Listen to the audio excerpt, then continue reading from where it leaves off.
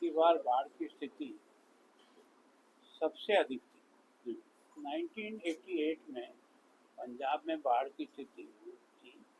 लेकिन अब की बार 2025 की 1988 से भी अधिक था। तीन प्रमुख नदियों में तो सामान्यतः रावी सबसे ज़्यादा अब की बार हमको प्रभावित किया है, सतलज और व्यास का भी है, लेकिन गग्गर के पानी ने भी एक तरह से काफ़ी कुछ एक तरह से चुनौती आ गई। गग्गर में भी जो पानी का लेवल था वो अब की बार सबसे अधिक था, खतरे के निशान से ऊपर भी चला था, और उसके कारण से गग्गर से प्रभावित जो एरिया है उनमें विशेष प्रकार का मानव हानि तो इतनी नहीं हुई, लेकिन फसलों की और बाकी प्रकार के जो नुकसान है वो हुए।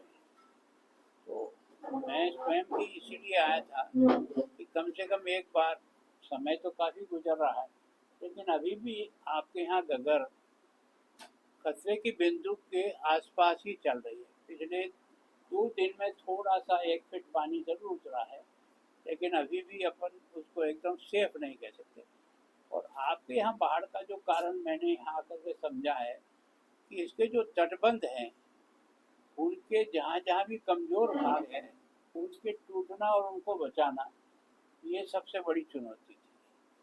क्योंकि उसके कारण से ही फ्लड का पानी ज़्यादा फैल सकता है। लेकिन ये अच्छा रहा कि सब लोगों ने, विशेष करके यहाँ पब्लिक ने भी एक तरह से प्रशासन के साथ जुड़ करके जितने भी तटबंध टूटने की स्थिति थी उस सबको सैंड बैग लगा करके लोगों ने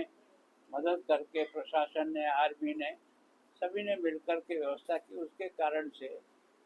इस नुकसान से तो बच गए। लेकिन जो समस्या मुझे यहाँ समझ में आई कि गग्गर का जो है ऊपर का एरिया जहाँ से पानी जाता है वो काफ़ी बेड चौड़ा है, लेकिन जैसे ही आगे जाते हैं पुलिया के पास के बाद से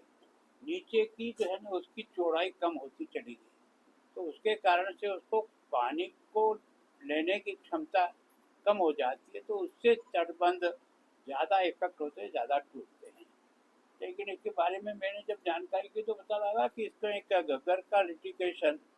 35 वर्षों से सुप्रीम कोर्ट में पेंडिंग चल रहा है, हरियाणा और पंजाब के बीच में, और उसके कारण से कोई उसका स्थायी समाधान नहीं निकला। पंजाब के स्थायी समाधान के लिए इनकी बात सुनने के बाद लगा कि जहाँ जहाँ कमज़ोर पॉइंट है, जहाँ से गग्गर ओवरफ्लो कर सकती है और पानी का फैलाव हो सकता है, उसको जितना मजबूत किया जा सके कि उसके कारण से उसको बचाया जा सके। 30,000 हेक्टेयर का यहाँ पानी के अंदर जो फसलों का नुकसान हुआ है उसका आकलन हो रहा है। थोड़ा बहुत जो है ना मानव हानि हुई है वो तो 2-3 हुई है, लेकिन अभी जो है पशुओं की हानि भी यहाँ बहुत कम है वैसे सामान्यतः, केवल पानी के फैलाव से कारण से। लेकिन बिल्डिंगों को नुकसान होने का अनुमान सारा खत्म होने के बाद पूरा लगेगा, तो उसका भी अंतर मैं सोचता हूँ कि सरकार ने भी, प्रधानमंत्री स्वयं आए थे, लेकिन वो अधिकांश जो है ना आपकी उस बॉर्डर एरिया में ही, अमृतसर और यहाँ जहाँ बहुत ज़्यादा फ्लडिंग था रावी से, उसको देख करके, लेकिन उन्होंने पुनः आश्वस्त किया था कि हम तो ये जो 1600 करोड़ देखें, ये तो टोकन आपका जो अभियान इस समय चल रहे हैं उसमें कोई अवरुद्ध नहीं आए, आपकी जितना भी है बाकी सारा टीम जो आई है वो एनालिसिस करने के जाने के बाद जो रिपोर्ट देगी उसके आधार पर किसान को भी, मकान को भी, पशुओं की हानि को भी, और विशेष प्रकार के जो कुछ भी डैमेज हुए हैं प्रॉपर्टी उसके बारे में भी, और एक भविष्य में इन जिलों में जिनमें बाढ़ आती है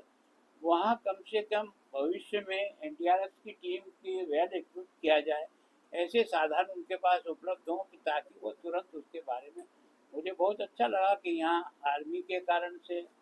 और सभी के सामूहिक प्रयास से मतलब पब्लिक का लॉस उतना नहीं हुआ।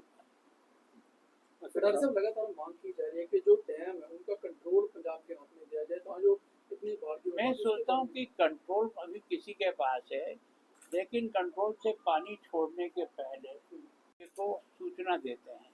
कि हम कितना पानी रिलीज कर रहे हैं, और वो रिलीज करने के बाद कोई 12 घंटे बाद आता है, कोई 14 घंटे बाद आता है, कोई 6 घंटे बाद आता है। तो सिस्टम तो है कि आपको अपने अपने एरिया में परफेक्ट होना है, उसके कारण से उतना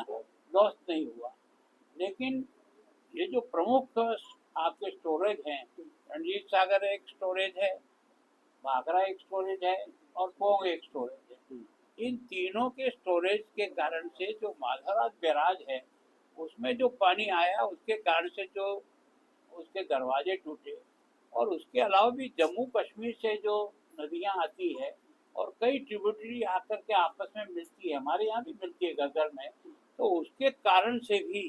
फ्लडिंग होता है जिनका कोई नापतोल नहीं होता है। नापतोल एक पॉइंट पे आने के बाद ही होता है कि यहाँ से कितना पानी जा रहा है।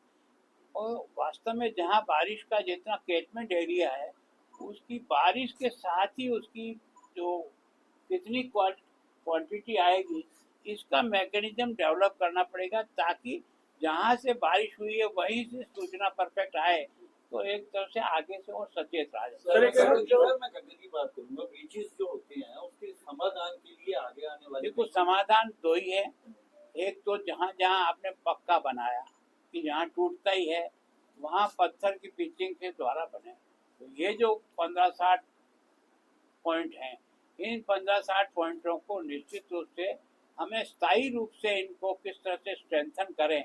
वो एक रास्ता है जिसके लिए कुछ किया भी है, कुछ पॉइंट तो किए हैं, कुछ पॉइंट अभी भी नहीं हुए हैं, जिसके कारण से फ्लडिंग जो है ना वो सर वही डिस्प्यूट है कि घग्गर मार कर गया और उसके बाद ऐलान होते हैं। क्यों ना हो कि हरियाणा, पंजाब और राजस्थान की तीनों सरकारों को केंद्र सरकार को ऐसा समाधान ढूंढने के लिए कहे कि जो आपने हांसी उठाना से जो घग्गर को डाफ लगी, पंजाब खराब हुआ, आगे फतेहाबाद का नुकसान हुआ, तो उसके लिए कोई रणनीति बनाने की जरूरत क्या है कि ये जो घग्गर की जो समस्या हरियाणा और पंजाब के बीच में जो मुकदमेबाजी में सुप्रीम कोर्ट में जाके फंसी है, जिसका तो न निर्णय हो रहा है न कुछ आगे बढ़ रहा है, तो उसके स्थायी हल के लिए कोर्ट के फैसले आप जानते हो किस तरह से, जहाँ दो प्रांतों के बीच में पानी का डिस्प्यूट होता है वहाँ किस तरह से काम होते हैं। कई इसी तरह से पेंडिंग पड़े, भाखड़ा मैनेजमेंट बोर्ड के भी इसी तरह से केस हैं। लेकिन मेरी जो समझ है उस समझ से यह है कि हरियाणा और पंजाब दोनों बैठ करके इसके हल के लिए सहमति बनाएं, तो मैं सोचता हूँ कोर्ट में भी उसका रास्ता बहुत आसानी से निकल। सर एक डैम को लेकर है कि डैम की ना खत्म हो चुका है, मियाद खत्म हो चुकी है जब से वो बना है, ठीक है, क्योंकि कह रहे हैं कि उसमें मतलब काफी डैमेज कर सकता है, कि इसकी सिल्ट भी बहुत ज्यादा जमी हुई है। एक एनजीओ ने एक प्रेस कॉन्फ्रेंस की है कि उसके बारे में आप कैसे देखते हो उस चीज को? देखो मैं सोचता हूँ ये जो तीनों डैम है ना, इन तीनों डैमों के बारे में कोई डाउट क्रिएट होने का सवाल पैदा नहीं हो रहा। मट्टी तो आएगी,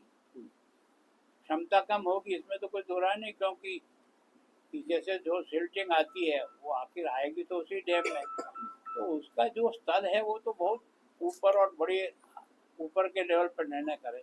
लेकिन जो हमारी कैपेसिटी है उसको मेंटेन करना और उसके आधार पानी को समय पर रिलीज कर देना और नीचे के लोगों को सतर्क करके ही पानी रिलीज किया जाए, तो थोड़ा सा मैनेजमेंट अच्छी तरह से कर सकते हैं। और ये थोड़ा बहुत हुआ, इसके कारण से ज़्यादा नुकसान नहीं हुआ। पानी का फैलाव तो यहाँ सामान्यतः जमीन लेवल की है, इसलिए जब भी पानी आएगा तो पानी का जो सेंटर ने अनाउंसमेंट की है 1600